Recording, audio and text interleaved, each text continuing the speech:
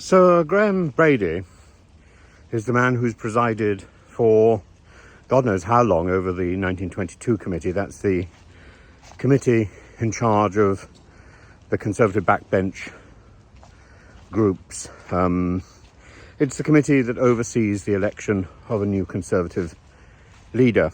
And he has suggested that during a time in power, which was maybe a moot point because it may never come again, during a time in power, the ordinary Conservative membership should not be electing the next leader and therefore the next Prime Minister.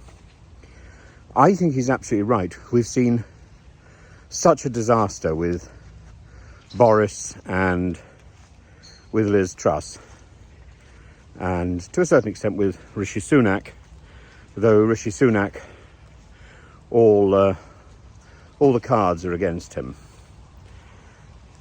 But it leaves a party open to the challenge, it leaves a government open to the challenge that the leader is not authentic, that the leader is not legitimate, the leader has not been elected. Well, of course, no party leader is actually elected to the office of Prime Minister. It's just simply the leader of the party that happens to be biggest in power at an election. I think there are two conclusions to be drawn from Graham Brady's statement.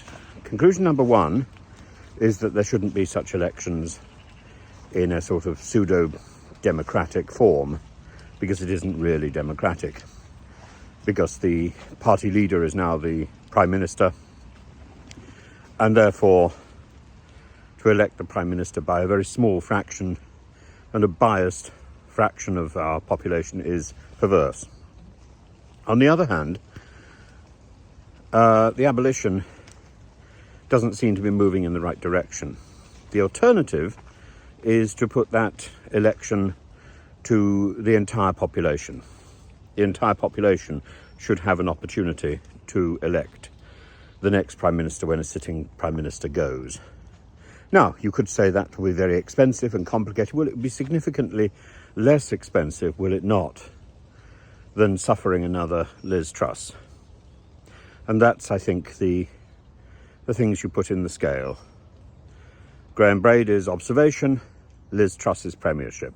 49 days of disaster versus a little more legitimacy. And I think this is an observation that should be borne in mind not only by the Conservative Party, but also by the future Labour government. And I hope Keir Starmer is listening to Graham Brady, because he's talking to you.